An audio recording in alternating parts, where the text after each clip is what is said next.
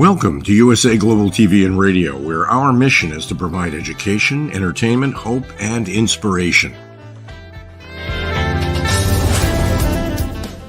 USA Global TV and Radio connects you with experts and audiences all around the world every single day to help you succeed in business and to live a richer life. Visit us at usaglobaltv.com to learn about career and life-changing training and mentoring programs like the Listening Mentor. Subscribe to our newsletter to stay informed about our special programs and offers. Discover how you can become a guest on one of our shows or a host or producer of a USA Global TV and Radio show of your very own. That's USA Global TV and Radio, where the doctor is always in.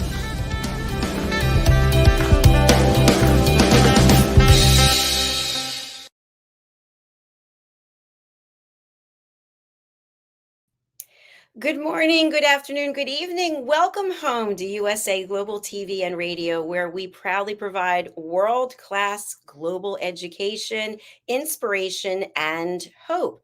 I'm Dr. JACALYN KERBECK, and it's my pleasure and honor to host this show today. Our show is The Power of Etiquette and Manners, and our topic is the etiquette evolution from honeymoon to everyday life. What does this mean? We're going to find out as we welcome the star of our show. His name is Mr. Philip SYKES, and he is the principal and founder of the British School of Excellence. Let's welcome him to the program. Hello, hello. Hello.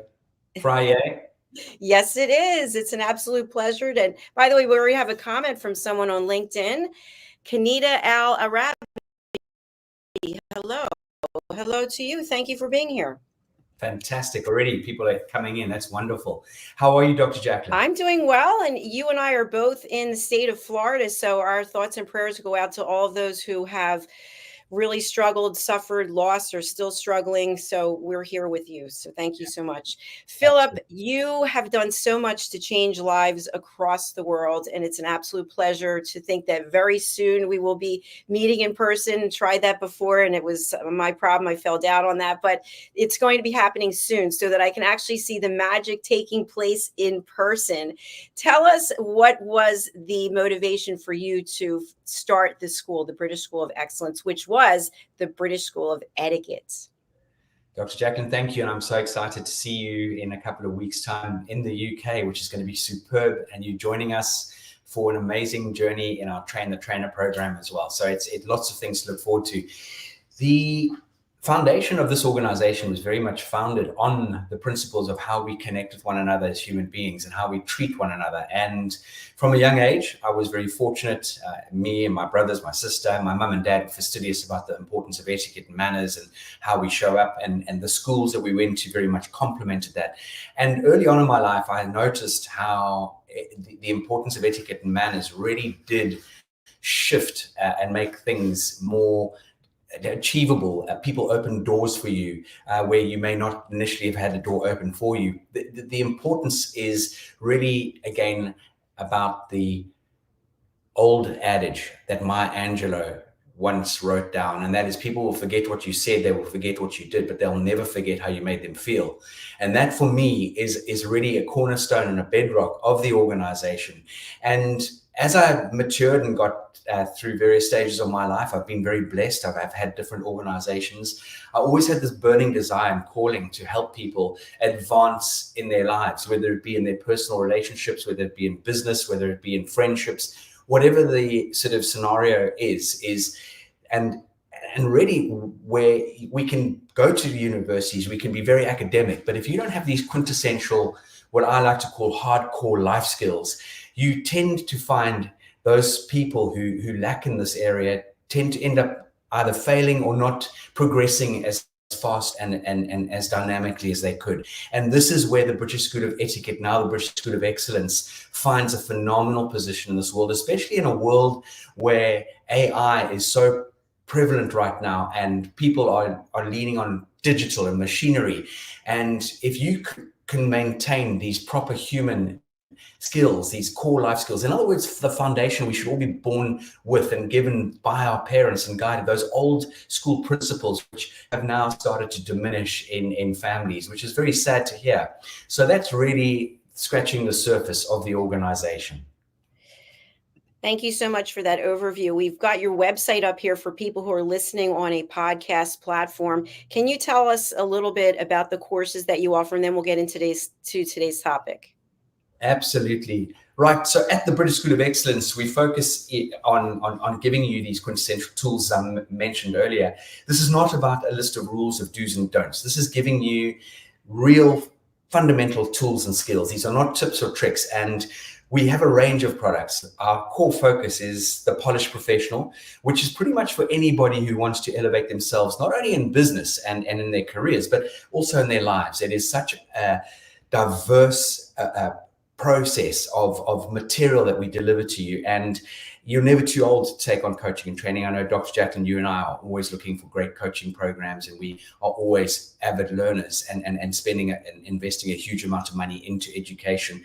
And we had actually some feedback from a gentleman not so long ago in his mid-40s who said he's been in business for many, many years, and he quoted, his name was Uwe, he quoted that this course is not just for people in business, this is for everybody, and everybody should take this program because it'll enhance and make a big impact on their lives. We then have Train the Trainer, and our live Train the Trainer, it'll be the second one since COVID in London, starting on the 11th of November.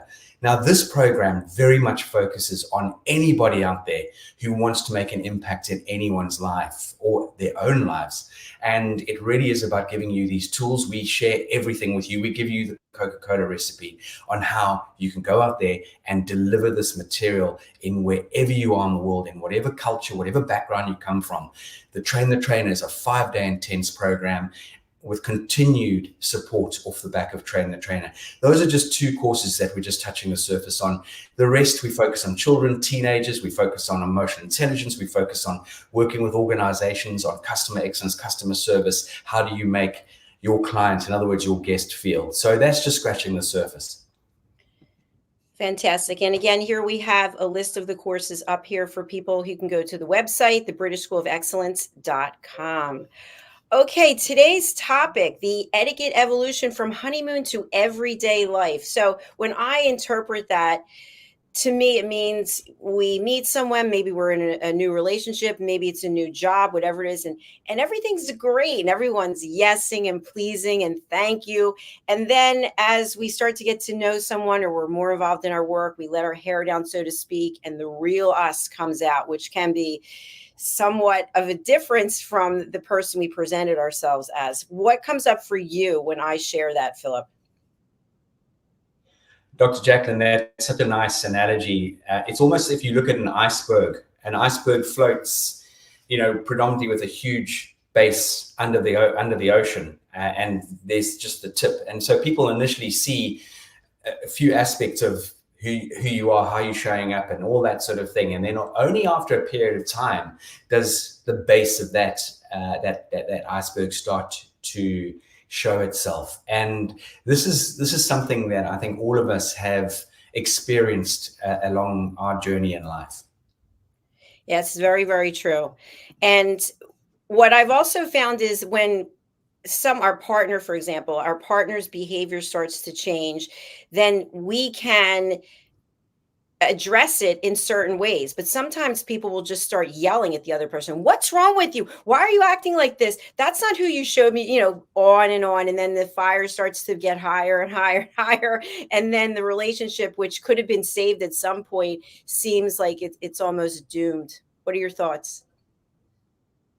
Definitely, and this is where the power, as you know, in the British, under the banner of the British School of Etiquette and Excellence, we utilize the very strong sort of title of the power of etiquette, manners, and emotional intelligence. It's very much a circle. It's 360, and I've always maintained that if you've got good emotional intelligence, it's almost near impossible to have bad etiquette and bad manners. Now, in our relationships. And I'm going to deviate from your question slightly, but it's all about respect and appreciation. Even in our intimate relationships, just those little gestures like thank yous and pleases and may I I'll make you a cup of coffee. May I help you? Or, not interrupting. And one of the key areas that I think you are phenomenal at, and you've launched an incredible course on, that is the importance of listening. Listening to understand, and not to necessarily respond, and giving your partner the opportunity to really connect and engage with you on that level. And this is, Dr. Jacqueline, this is the EQ element, the emotional intelligence. If we have good EQ, and the beautiful thing is, and I know, and people out there possibly listening to this understand that emotional intelligence is something we can all work on. We can study, we can learn, we can put into action, we can create good habits for ourselves. And when we start to understand the emotions of the other people in our lives, and we can then respond appropriately, if they're stressed, if they're tired, or if they're upset, or they're reacting, and with our empathy, our patience, and understands how we can connect with them on a much deeper level, and that definitely starts to help with mutual respect. Excellent points as always. And I think something else, when we think about how we're showing up, we can be aware of our own feelings. I know myself, sometimes if I'm not feeling 100%, I know it's not a great time to have a conversation or maybe go into a meeting, but yet there are times when we have to. So we have to keep our emotions in check, because sometimes that can be the exact reason why we're being snippy with someone or not being as friendly. So what would you share with our audience on how to keep emotions in check so that we are showing up in a respectful way? And second part of that would be, when is it permissible to say, you know what, Philip, this isn't a great time for me to have this major lifetime decision that I've got to make because I'm just not feeling up to it now. I need a little time. Sure. Those are two great points and questions. Dr. Jacqueline, firstly, when it comes to our own emotions, we need to check in with ourselves. And actually, even if one wants to call it quiet time, but for example, I know that if I'm going to have a puncture, or I've got to know myself. I've made an effort of trying to best try and understand myself, and also understand one thing, that nothing is permanent. So that's helped me a lot. Many years ago, I spent some time in cognitive behavioral therapy, and cognitive behavioral therapy very much focuses a lot on your EQ. And it was very, very poignant for me to understand that when you go through various life-changing things in your life, whatever that might be, it could be positive, negative, whatever it might be. Unfortunately, and fortunately at the same time, there's going to be change, and things are going to move on. And that was something that I realized right back then, that I could start to get to know myself a lot better and understand, why am I feeling like this? Actually asking yourself these questions, physically asking yourself these questions, whether you do in your head or you ask and you blurt it out, why am I feeling this way? And start to do a self-diagnosis. And I'm also very open with my wife, with Kerry, about how I'm feeling as well. And that is something I've often been told I'm not a very good communicator. But when it comes to my emotions and feelings, I truly believe I've become a lot better at sharing those, especially with my loved ones. So hopefully they can sort of understand where I'm coming from. And if for whatever reason I sort of act untoward or slightly indifferent, then there's a bit more of a better understanding there. And again, this is your emotional intelligence coming in, and your effective communication. This is fundamental in this whole journey. Is we can get on so much better when we start to communicate with the correct etiquette. And it definitely involves avoiding harsh language, like you shared earlier, shouting at someone, speaking with a very different tonality, because those are things that all of a sudden can make the other person erupt.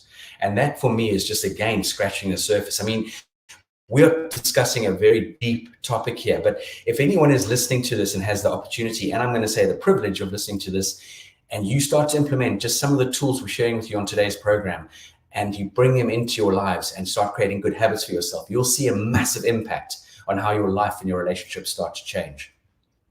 Absolutely. I really appreciate your authenticity. We want to say hello to Roland Friedel and to Natalia. Thanks for watching.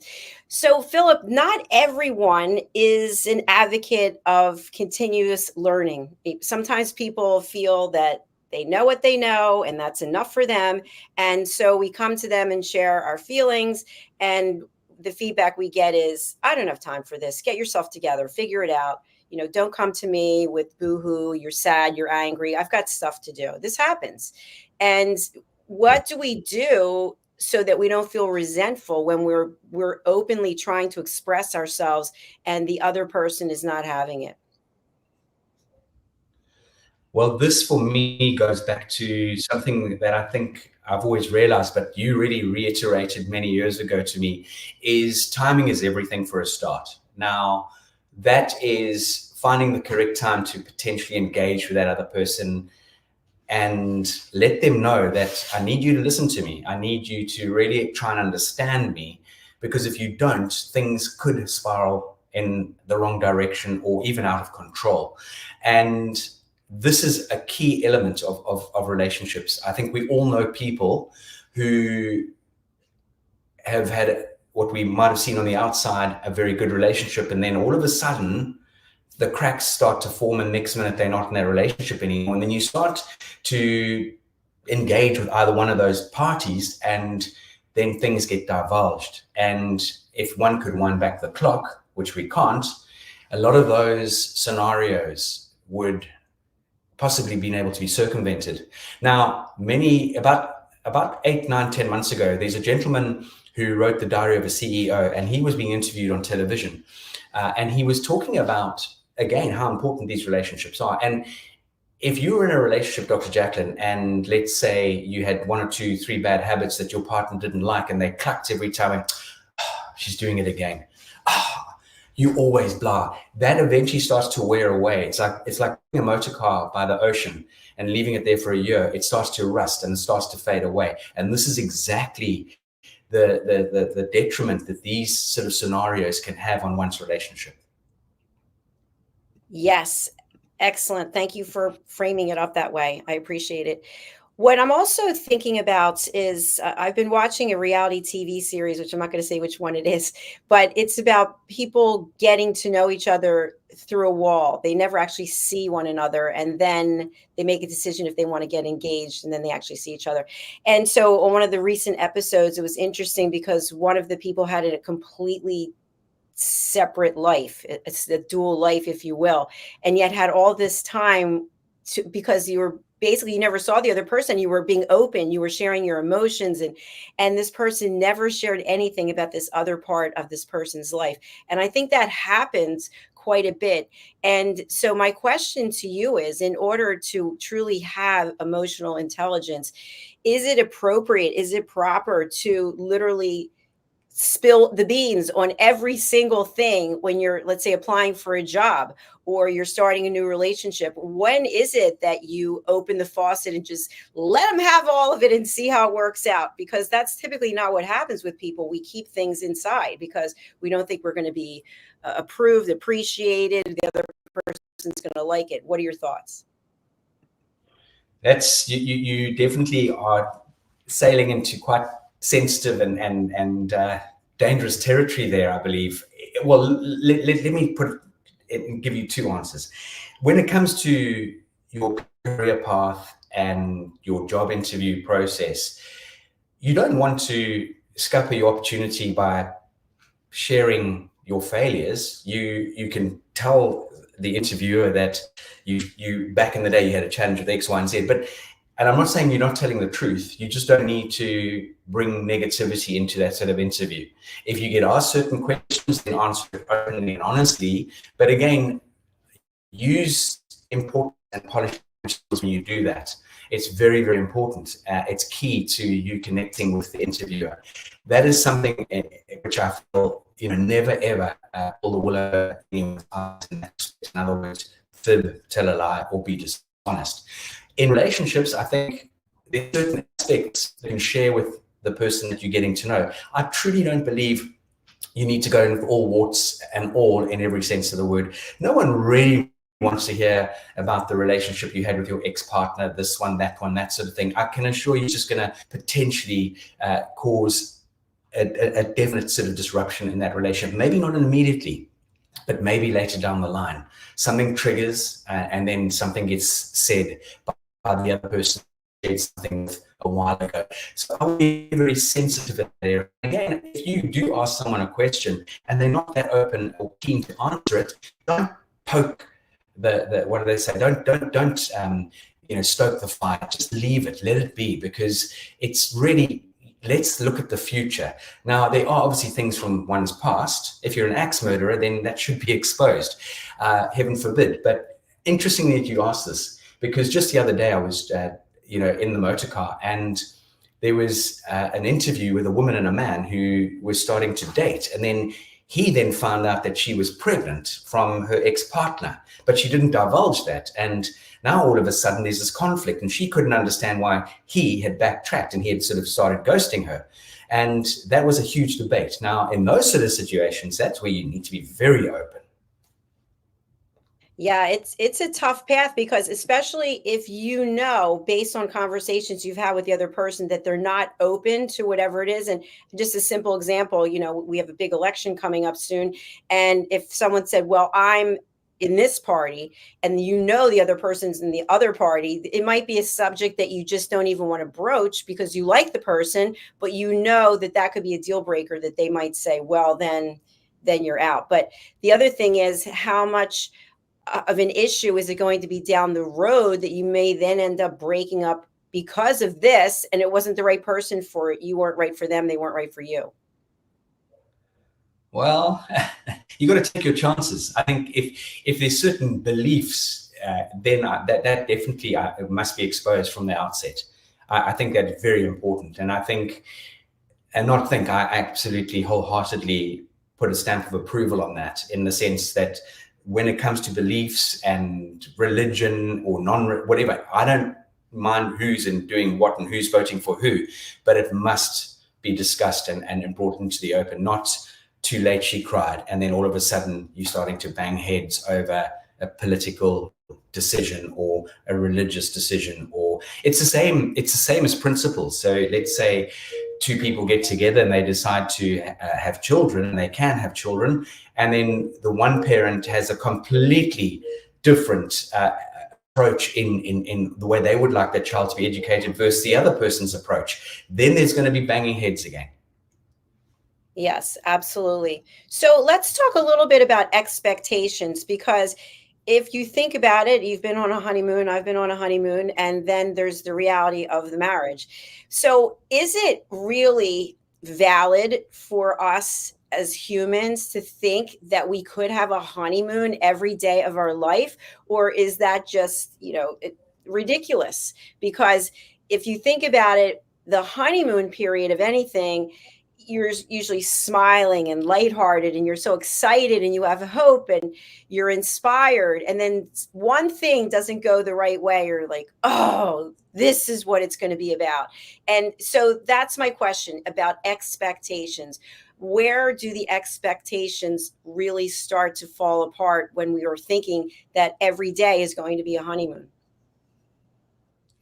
Those expectations, people become lazy, or they become sort of very set on, that's your role, this is my role, I'm not doing that, I'm doing this, or not showing appreciation, or not stepping in for one another when people really need each other in situations. And again, I'm sure we've all experienced that. You see relationships starting to fray at the edges. All of a sudden, people get set in their ways. They're on this treadmill of life. Obviously, children come along, which adds a whole different dimension. Not obviously, but most of the time, children do come along in a lot of relationships, or get adopted, or whatever it might be. So you're talking about different dimensions, which, by the way, there's no so-called rule book thrown at you or guide or anything. So again, by doing your research and keeping your communication flowing and understanding the importance of respect and understanding for one another is going to help you maintain this journey. Yes, not every day is a honeymoon day, but there's no reason why we can't make certain days a very, out of the blue, do amazing things for your significant other. In other words, surprise dates, going out and having a picnic on the spur, doing fun things that you would have done in the beginning to try and woo your partner. And keeping this consistency going is tough. It's difficult, especially when everything else starts to now get in your way. But if you think about it, every single element of our lives requires some form of input. Now, think, use the analogy of a motor vehicle. In the US, you call it gas. In the UK, you call it petrol or diesel. If you don't keep refueling your vehicle that you're driving around in, it eventually runs out of gas or fuel. And the same thing in relationships. You've got to keep topping up those relationships with beautiful things, and getting to understand the other person's love languages are hugely important. So if anyone thinks this is all foo-foo and out in the clouds and airy-fairy stuff, think again, because Gary Chapman wrote this incredible book, The 5 Love Languages. And when we understand one another's love language, we can then start to fill our significant other's love cup with what their love language is. And you will start to see an amazing impact that it will have on your relationship. Brilliant. Thank you, Philip. And for anybody who's out there, we are talking about the etiquette evolution from honeymoon to everyday life, and that can be taken literally, or you can expand upon it any way that you would like to. So, Philip, what I'm also wondering about for your thoughts, some people truly believe when we think about marriage, because that's what we're just talking about, that when you say I do, that it's forever. And it doesn't matter what the challenges are. It doesn't matter whether you don't love the person anymore, whatever might happen, that's it. You two are together. And the marriage can, or even a relationship, and if you're not married, you've been with someone for 7 years, you own property together, you have children, people believe, well, we need to stay together. And other people, it's more like a drive-through. Hey, goodbye, see you later, on to the next one. So when it comes to having emotional intelligence in any relationship, it could be a friendship. When do you feel it's acceptable, appropriate, you can live with yourself, that you've given it all you have to give, and now you're raising your hand and saying, listen, I don't feel the way I used to feel about you as a friend, or it's not working for me at this organization? When is it appropriate to follow your intuition and say, it's time for me to make a break, it's time for me to move on? That's a fantastic question, and it again could be answered in different ways. I'm going to sort of look at this from, let's say, an organization's point of view and a relationship point of view. Now, I've been in a relationship where I did end up getting separated and divorced, and it was done amicably because it was a situation where I felt lonely in my own marriage. My ex-wife was very focused on the girls, and which is a brilliant mother, but not a great significant other. And so we drifted and we discussed it, and the door opened, and no one's going to be able to take it lightly. So it hits you between the eyeballs and you feel completely and utterly like a rabbit in front of headlights for a period of time. However, that was for me the best thing to do. I definitely dodged a bullet there, in my opinion, and I met an incredible woman down the line, and we've got a beautiful son together. And let me tell you, we work on our relationship daily. We have to, because this is what it takes. It takes us to work, and it's not hard work. We've got to, we realize it takes this energy and effort and understanding one another on a very dynamic level. Now, do we get it right all the time? Of course we don't. But one thing that we've become very good at doing is apologizing if we're incorrect, or apologizing if we've snapped, or whatever it might be. So that is something, and again, we don't get it right all the time. Now, in my opinion, and this is only my opinion, if you know and you've been trying to work at a relationship and you've given it, and you might have even gone down the route of counseling, which I ended up doing at one stage, and things still aren't firing on all cylinders, then there's a time that you need to dig very deep into your being, your EQ, and understand that, hold on, do I want to continue the rest of my life on this particular journey? Or is it going to be better, even though I might hit some big bumps and hurts in the beginning? At least, as I mentioned earlier, nothing lasts forever. Thank goodness. I hope it doesn't. And make that break.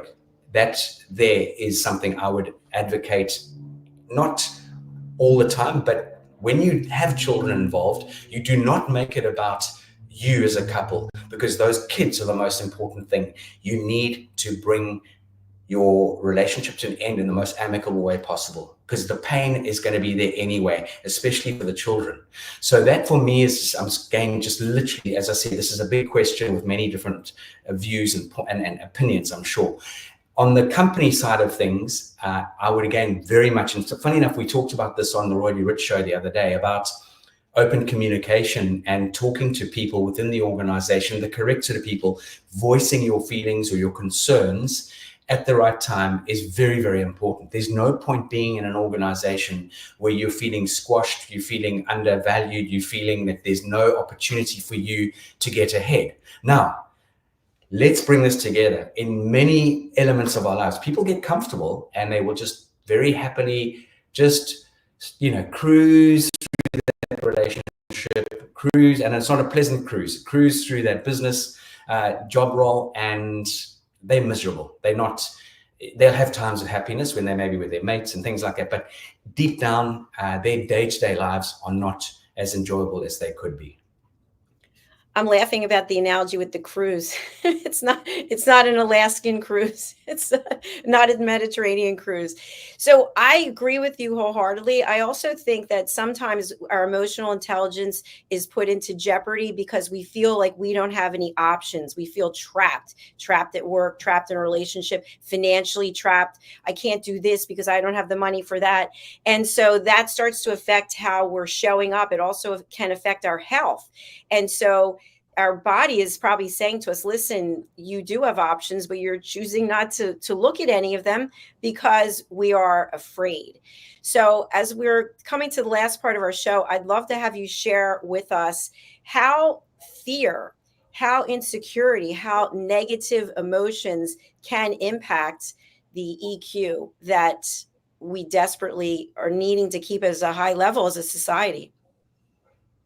Yeah. Wow. Okay.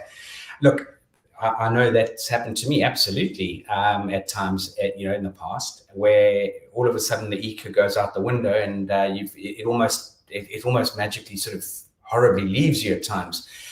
That is where, again, I feel by opening up and communicating with your partner, with whether it be in business or in a relationship or friendships, is communicating with people about, if, for heaven forbid, something X, Y, and Z happens and you see that I'm not really on track here, or I haven't got my house in order, please approach me, even though I might snap at you. I know this is obviously easier said than done, and I'm putting it out there in the sense of bringing our communication skills to the forefront here. And I think with regard to having good manners and good etiquette, and sharing your views in life, giving people your overview of how you like, and people see you, how you're showing up, funny enough. And funny enough, this was something that was brought to my attention back in the late 2008-ish. People were noticing that I wasn't my normal jovial, possibly even hyperactive self at times. And they started to see that there was definitely fraying at the edges, which really gave me a big wake-up call. And then I had to then again realize myself and re-engage with my emotions. By the way, for those out there, emotions isn't something you just suck on your thumb and it comes into play. I've got wonderful reading material which I delve into on a regular basis on emotion management, on mindset, on how do we, implement and help ourselves and ask other people to help us and keep us accountable. It's a real sort of process. This is nothing short of taking time and energy and creating good habits for yourself.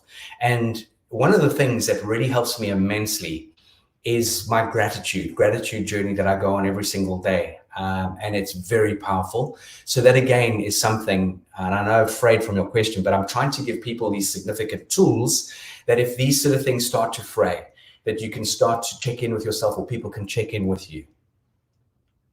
That's what it's all about, providing the world-class education that you do day in and day out.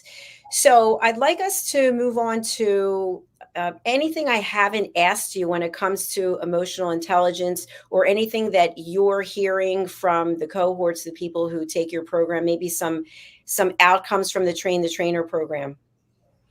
Yeah, that's a beautiful question. And I wish I had my beautiful box of cards and thank you letters, because literally through the organization, we change people's lives. We give them a completely new angle and perspective on life. And don't take it from me. One can go onto our website and see the feedback and see the sort of input that people have received from us and what the output is, whether it be video testimonials on our YouTube channel. But we share these skills and these tools with our amazing students. Now, we've all got choices in life. You can either implement them into your life, or you can continue the direction you were going in. If you continue the direction you're going in, nothing's going to change. But if you shift your focus slightly and you start to implement these changes, see how your life starts to unfold and how your relationships become more solid, you become more confident, you become more resilient, you become more dynamic in how you show up on a day-to-day basis. And this really comes from the inevitable, I think, in anything with a long-term relationship, whether it be external pressures like work and family issues, or internal conflicts between a couple, when we when we are consistent with our good manners and our good etiquette, it will absolutely help us through those tough times. And that comes from that big word, respect. Respect is crucial in life. Okay, emotional intelligence will help us as human beings, as couples, whether, storms that come across our lives, partners, I know for a fact, with a good EQ can handle stress and conflict a lot more calmly. And they learn to understand that difficult times are, as I mentioned earlier, are temporary. And I think we're stronger together than trying to find our way through the dark times. We're stronger together, even though your significant other or the business partner might not be on the same page as you. At least by voicing your concerns, or voicing your challenges, or voicing your thoughts and ideas, your emotions, they are there to guide you and support you. And this is what we show and deliver in almost 99% of our material, because as I mentioned earlier, the British School of Etiquette and Excellence was never founded on, oh, don't do this, don't do that, you must say this, you must say that. Not at all. It's how do we show up every single day? How do we bring ourselves to the forefront of life? And how do we interact with people? How do we make other people feel? How do we connect? If you ask me, is it about the knife and fork? Is it about table manners? Of course it is. It goes into so many aspects of our lives, Dr. JACALYN. Absolutely on point as always. And you mentioned that you didn't have your book of reviews, and we have online some reviews from your clients. So let's take a look at that, because I think that's really important. Some of them are very recent as well. So all positive, fantastic. It's fantastic. It was a good thing. Thank you. We could go on and on, that you've changed the lives of so many people. Very helpful and enlightening, yet easy to follow. Good thing, and overall work was nice. Thank you for this wonderful and very informative course designed to share via your website. I will be coming back for more courses. Thank you very much for the life skills course. The course was helpful. The only suggestion I can make, the materials, they had the materials, which was great. So this is all positive experiences, and all 5 stars. So what would you like to share about this? Well, we've exposed ourselves, as any organization does, in, let's call it, the hospitality sector. In not only hospitality, I mean, there's Trustpilot, there's TripAdvisor. So the course check is the Trustpilot or the TripAdvisor for courses, for people going on coaching and training programs, and people give their reviews. We can't influence those reviews. We can't ask someone, you've got to have done the course, you receive a link, and therefore it's in your hands to leave a review. And by the way, for those people out there who don't leave reviews, whatever it might be, please start leaving reviews for organizations. Please, if it takes 2 minutes of your time, because we can learn so much. It's feedback, feed forward is number 1. Number 2, people work so wretchedly hard at building their organizations and businesses. They need to know if they do it right, and they love the compliment, but they also need to know where they could better themselves as well. And we're very blessed. We've got 9 out of 5 stars course check. I believe on our Google channel, whatever Google feedback, we've got a 4.7 or 4.8. But there again, Google, you can get hackers, or you can get people who've never good at taking those dishonest reviews down. So I'm just urging everyone out there, whenever you take on coaching and training, Find out what past students have experienced, where they were and where they are now. And this is a crucial, important step in the right direction. Excellent. Thank you so much, Phil, for taking the time to share these strategies, these tips, your experience. You've been so open and forthright with, what you've dealt with in your own life. And that in and of itself is emotional intelligence. So I really honor and appreciate you. As we close out today, what would you like to leave the audience with? Just understand, ladies and gentlemen, boys and girls, that if you've always done what you've always done, you're always going to do what you've always done. If you want to make a change, you have to really stay very focused and look at areas of your life where you can better yourself. Surround yourself with positive and very dynamic people. Surround yourself with people that are better than you, that drive you, that encourage you, that influence you. Remember how important that is in life. And this is something I've been very fortunate to surround myself with great people, not always, but 99% or 90%, 95% of the time. Absolutely. Now, when it comes to learning and education, always look for things that you can challenge yourself with. In other words, step up, find something that looks a bit different. No, hold on. I'm going to make an effort to try and try my arm at that, try my hand at that, and find out the courses that are going to support you in your future life. Not just careers, but your relationships, because everything is about relational capital. Everything is about relational capital, whether it be with your loved ones, whether it be with business, whether it be with friends. Go out there and make an effort, because everything in life is about making an effort. When you stop making an effort, that's where you see things start to fray and things start to fall away. And just on the topic that we've been talking about today, I just wanted to, share with all of you that in this particular arena, it really is about giving a little bit of input on a daily basis to your business colleagues, your loved ones, just that offering a cup of tea, for example, or taking a walk together, or going out for a date night, or doing something that your partner, they love, but it might not be your so-called cup of tea. You've got to keep topping up everything that you do in life. Yes, you do. And something that comes to mind, I think that dovetails nicely with what you're saying, is take 10, 15 minutes, 20 minutes a day, instead of maybe doing something you always do, and do some reading. Go to the BritishSchoolOfExcellence.com, take one of your online courses, do something where you're continuing to grow and better yourself. And it's such a great feeling. I know for myself, when I'm doing something that's productive, that I find value in, that I'm helping others, I feel good about myself. It's those times when you have low energy and you don't actually do anything, and then you start boo-hoo, feel sorry for yourself. And once you think about other people and turning it around, instead of, we've said this a million times, but why is this happening to me? What can I learn from this? This is an opportunity. What am I meant to learn from this opportunity? Philip, it's been an absolute pleasure. And I'm super excited to be meeting in person, as we shared. And thank you again for being here. Thank you for being one of our sponsors. And as we close out, can you tell our audience a little bit about the Royally Rich Lifestyle Show and your role there? Certainly.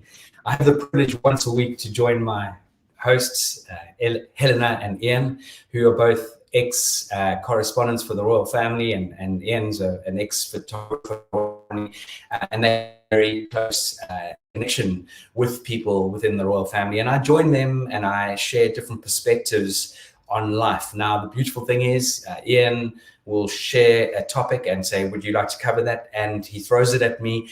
And none of these shows are pre-planned or in other words, we have our homework and we talk from a script. This is very, very much coming from our heads and our hearts. And with the Royally Rich Show, we get the opportunity to really, I think, impact and give people an insight into different aspects of life. And 90% of the time, it's quite positive news, which makes a difference. Absolutely. And the Royally Rich Lifestyle Show is on our network, as well as E360 TV, Amazon, and Roku. And you can watch it today at 1 p.m. Eastern Time, 6 p.m. UK time. And it's the Royally Rich Lifestyle Show, episode 40. All right, my friend. Thank you again for being here. We're going to go over and take a look at the polished professional. Anything you want to say before we share this clip? Just take the words from this polished professional, understand how powerful this program is. And if you're even considering doing it, just jump out the aircraft, build your parachute on the way down, join the course, because it will change your life. I love that. Let's go over to the polished professional now. Philip, an absolute pleasure and honor. Thank you. USA Global TV and Radio proudly presents our partner and sponsor, Mr. Philip Sykes and the British School of Excellence. Building confidence, changing lives. And now, proudly presenting the polished professional. On a transformative journey with the British School of Excellence's comprehensive suite of masterclasses, crafted to elevate your professional and personal life. 8 outstanding modules will elevate you to the next level. Module 1, Exploring Life's Purpose, delves into the depths of self-discovery, guiding you to chart your unique path to fulfillment and success. Module 2, Mastering Professional Presence and Confidence. This masterclass is a deep dive into the art of self-assurance and commanding presence, which is essential for standing out in today's competitive landscape. Module 3, Learn the secrets of visual impact, how to curate a personal style that amplifies your professional brand. Module 4, Mastering Professional Etiquette and Communication Excellence, navigating the nuances of corporate interaction with grace and tact. Module 5, Elegance in Eloquence. We impart powerful techniques to captivate and persuade any audience with your oratory skills. Module 6, Unlock the potential of your emotional intelligence, EQ, and harness the ability to connect, empathize, and lead with emotional savvy. Module 7, Mastering DISC, building a gateway to understanding behavioral styles, fostering better personal and professional relationships. Module 8, Mastery in Dining Etiquette, building your confidence to perfect the subtleties of dining with finesse, enhancing your social savviness at any table. Step into the Polished Professional program where poise, elegance, and excellence aren't just taught, they're instilled for life. Join us to redefine your potential and polish your professional edge. To learn more, go to thebritishschoolofexcellence.com. The British School of Excellence are investors in people. Let us invest in you.